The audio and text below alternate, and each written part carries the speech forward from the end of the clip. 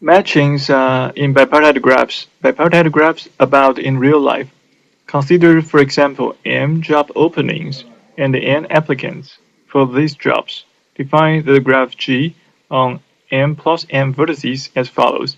The first M vertices correspond to the jobs, and the second N vertices correspond to the applicants, and the two vertices are connected by an edge if and only if the corresponding applicant is qualified for the corresponding job. Then G is certainly bipartite, as edges are only possible between the sets of the first M and the last N vertices, not within these sets. Figure 11.3 shows an example for such a graph. We have to fill each job opening by hiring exactly one qualified person for that opening. How can we translate this problem to the language of graph theory? Just as in section 11.1, we will refine our existing model so that it can encode more information. If we fill a given opening A by hiring applicant A, then we will represent this by changing the age little a capital A of G to a bold H. Then if we fill another opening B by hiring the qualified candidate B, then we will represent this by changing the age little b capital B to a bold H and so on. As the hiring procedure goes ahead, we will have more and more bold H's. The crucial property of the set of bold H's is that at any point of time throughout the hiring process, it will always consist of vertex disjoint H's.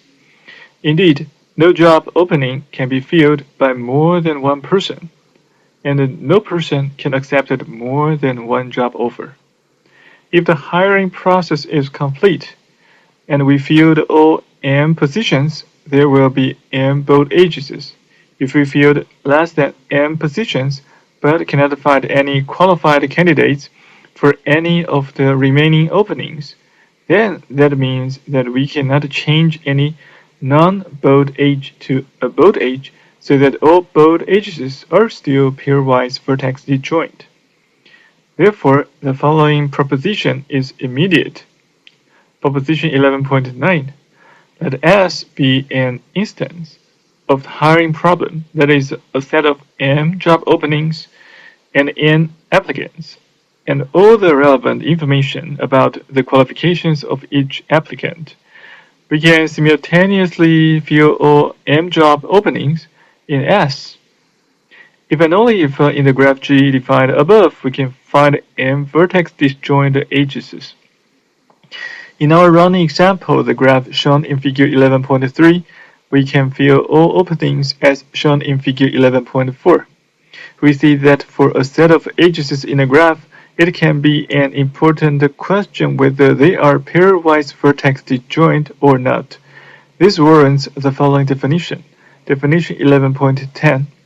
Let G be any graph and let S be a set of H's in G so that no two H's in G have a vertex in common. Then we say that S is a matching in G. If each vertex in G is covered by an H in S, then we call S a perfect matching. A matching is also called an independent set of H's in certain contexts. Note that the above definition does not require that G be a bipartite graph. For the time being, however, we will restrict our discussion to matchings in bipartite graphs, which are very useful in the practice. Definition 11.11, let G equals to xy be a bipartite graph. If S is a matching in G that covers all vertices of X, then we say that S is a perfect matching of X into Y. If we are not particularly interested in the matching S, then the fact that there is a perfect matching of X into Y, then we will say that X has a matching into Y or X can be matched into Y. Let G equals to xy be a bipartite graph. At least two questions are in order. Does X have a perfect matching into Y? In the language of the previous discussion, that this is the question whether all job openings can be filled at the same time. How do we find the largest matching of G? First, let us try to decide if X has a perfect matching into Y. Let us look for necessary conditions first. For properties G certainly must have it if it is to have a perfect matching. For one thing, that the size of X less than equals to the size of Y is a necessary condition, as all edges in our purported matching S would have to have a vertex in X and one in Y, setting up an injection from X to Y. For another trivial observation, if there are two vertices A and B of X that are both of degree 1, and they are both connected to the same vertex little y in capital Y, then we are in trouble. Indeed, X cannot have a perfect matching into Y, as we cannot even match the two vertices A and B into Y. One of them can be matched into Y by an edge E, but that would leave no possibility to find any edge starting at the other one that is a vertex disjoint from E. It is not hard to generalize these easy necessary conditions. If T, which is a subset equals to X, is a subset of vertices in X, then let N of T denote the set of all neighbors of the vertices in T. In other words, little y in capital Y is an element of N of T if and only if there is a vertex X in T, so that xy is an edge. Neighbor set N of T is relevant to matchings between because if we just want to match T into Y, then we can certainly restrict our attention to the bipartite graph T and N of T. Indeed, N of T contains all possible Y endpoints of the edges of a matching of T into Y. If there is a danger of confusion as to in which graph we count the neighbors of a vertex set, we use the notation ng of T to identify the graph. Proposition 11.12. Let G equals to xy be a bipartite graph. Then X has a matching into Y only if for all T which is subset equals to X, the inequality, the size of T, which is less than or equals to N of T, the size of N of T, holds. Proof. Assume there is a T which is a subset or equals to X so that the size of T is greater than the neighborhood of T, the size of the neighborhood of T. Then T certainly cannot be matched to N of T as T has more vertices than N of T. However, this means that T cannot be matched to Y either as any such matching would match T into N of T. Finally, this means that X cannot be matched into Y as any such matching would obviously contain a matching of T into Y. This proposition was, after all, not too surprising. It basically said that if, among our job openings, there are K for which we only have K minus 1 qualified applicants, then we cannot fill all positions. This is pretty clear. What is much more interesting is that the converse of proposition 11.12 is also true. This remarkable result is known as Philip-Hall's theorem. Theorem 11.13. Philip-Hall's theorem. Let G equals to xy be a bipartite graph. Then X has a matching into Y if and only if for all T which is a subset equals to X. The inequality, the size of T which is less than equals to the size of N of T holds. Proof. As we provided a proof of the only if part when we proved the proposition 11.12, we only have to prove that the if part. The proof we present is due to Helmholtz and Wolfen, dated 1950. We prove the statement by induction on the size of X, the initial case being trivial. Now assume we know the statement for all non-negative integers less than the size of X, and prove it for the size of X. Assume that for all T which is subset equals to X, the inequality, the size of T which is less than or equals to the ng of t holds, we distinguish two cases. One, first assume that for each subset T which is subset of X, even the strict inequality, the size of T which is less than the size of ng of T holds.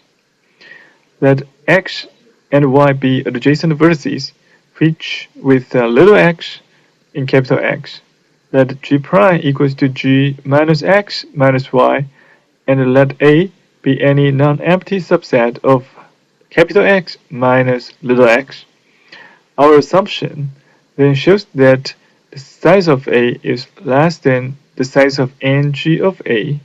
Therefore, ng prime of A, where the G prime is equals to G remove X and remove Y and also the adjacent vertices, then the size of the neighborhood of G prime of A is greater than or equals to the size of ng of A minus 1, which is greater than or equals to the size of A. Consequently, the induction hypothesis implies that capital X minus little x can be matched into capital Y minus little y in G prime. Adding the age xy to this matching, we get a matching of x into y. To now assume there is a subset B, which is a subset of X, so that the size of B is equals to the size of ng of B holds. We split G into two smaller subgraphs, G1 and G2, and then show that each of these subgraphs satisfies the induction hypothesis separately. Let G1 be the subgraph induced by B union N of B, and let G2 be the graph obtained from G by deleting all vertices that belong to B union N of B. To see that G1 satisfies the induction hypothesis, choose any subset T which is a subset equals to B. Then ng of T which is a subset equals to ng of B, and therefore ng1 of T is equals to ng of T. All neighbors of T are within G1, and therefore the size of ng1 of T is equals to the size of ng of T, which is greater than or equals to T. To see that G2 satisfies the induction hypothesis, choose any subset U, which is a subset equals to X minus B. Then ng of U minus B, ng of U union B is equals to ng2 of U union ng of B. And because this is a union of disjoint sets, the size of ng2 of U is equals to the size of ng of U union B minus the size of ng of B, which is greater than or equals to the size of U union B minus the size of B, which is equals to the size of U. If we apply the induction hypothesis to both G1 and G2, we see that B can be matched into and therefore onto ng of B, and X minus B can be matched into Y minus ng of B. Therefore, X can be matched into Y as claimed. This theorem has many interesting applications to problems that look unrelated at first. Exercise 9 is one of them. While Theorem 11.13 is undoubtedly useful, it does not answer all our questions. It does not tell us how to find a perfect matching if there is one, or how to find a maximum matching in any given graph. The last sentence brings up an important issue in our terminology. Henceforth, the words maximal and maximum will have different meanings. In a graph G, a matching M is called maximal if we cannot extend M by adding a new H into it. A matching N is called maximum if no matchings of G contain more H's than N. At this point, the reader should test her understanding of this subtle difference by showing that a maximum matching is always maximal, but a maximal matching is not always maximum. After doing that, the reader can find one example for the later in figure 11.5. A maximal but not maximum matching. Let G be a bipartite graph and let M be a matching in G. A path P equals to V1, V2, V3 until Vr is called an M alternating path if Vi plus 1 is in M, if and only if Vi plus 1, Vi plus 2 is not in M. In other words, every other edge of P belongs to M. If, in addition, P starts and ends at vertices that are not adjacent to any edge of M, then M is clearly not a maximum matching. Indeed, we get a larger matching if we discard the edges in P intersect M and replace them by the edges P minus M. Therefore, if this happens, we call P an M augmenting path. See figure 11.6 for an example. The bold lines are the edges of M, and the dotted lines are the edges of P minus M. Note that we have not used the fact that G is bipartite, so all we said about alternating and augmenting paths holds for all simple graphs. The non-existence of augmenting paths actually characterizes maximum matching. Theorem 11.14. Let G be any simple graph and let M be a matching in G. Then M is maximum if and only if G has no M augmenting paths. Proof: we have already shown that only if part in our discussion preceding figure 11.6. To prove the if part, assume that there is no M augmenting path in G and let M prime not equals to M be any maximum matching in G. Consider M exclusive or M prime, the set of edges that are part of exactly one of M and M prime. As M and M prime are both matchings, the connected components of M exclusive M prime can only be even cycles or alternating cycles, alternating paths. However, M prime is maximum and there is no M augmenting path. Therefore, all these alternating paths are of even length. This implies that the size of M is equal to the size of M prime, and our claim is proved.